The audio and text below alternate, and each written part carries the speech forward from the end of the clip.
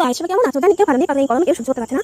সবাই আলু সেদ্ধ, পটল সেদ্ধ ভেঙে সিদ্ধ হয়ে যাচ্ছে। যাই হোক, দেখো আমি শিব ঠাকুরের যেটার মতো চুলটাকে বেঁধে নিয়ে বেরিয়ে পড়েছি, বলতে যাচ্ছি যেটা আমার একদমই ভালো লাগে না যেতে, পড়াশোনা করতে একদম ভালো লাগে না। তো যাই হোক, বলতে তো যেতেই হবে। কি বলবো, আর এদিকে দেখো নাকটা খুব খামছে। শুনেছি নাক ঘামলে নাকি বর খুব ভালোবাসে। কিন্তু কোনো কিছু মাখিনি, একটু সানস্ক্রিন বা মাখিনি, কারণ জানি ক্রিম মাখলে আরো বেশি ঘেমে যাবো। আর এখন ভাবছি কখন ট্রেন আসবে, কখন ট্রেন আসবে। তো ফাইনালি ট্রেন চলে এসেছে, ট্রেনে উঠে পড়েছি। আর এই যে দেখো পিছনে কি পাপড় ভাজা হ্যান ত্যান অনেক ভাজা একটা সেই ঝুলিয়ে রেখেছে, আমার মাথায় লাগছে বলে খুব অসুবিধা। তো ট্রেন থেকে নেমে এখন চলে যাচ্ছি পড়তে। আর মুখের অবস্থা দেখো, মুখের অবস্থা খুব বাজে, কালো হয়ে গেছে, মুখে নিয়ে কালো হলো। তো চলো টাটা সবাইকে, এখন আবার দেখা হচ্ছে। তো এখন আমি বসে আছি, মানে আর এদিকে দেখি জানলার পাশে বসেছিলাম, তো দেখি বাইরে ফুচকা। আরও তো এমনি করাই মনে হচ্ছে না, আগে করাই মনে হচ্ছিল না।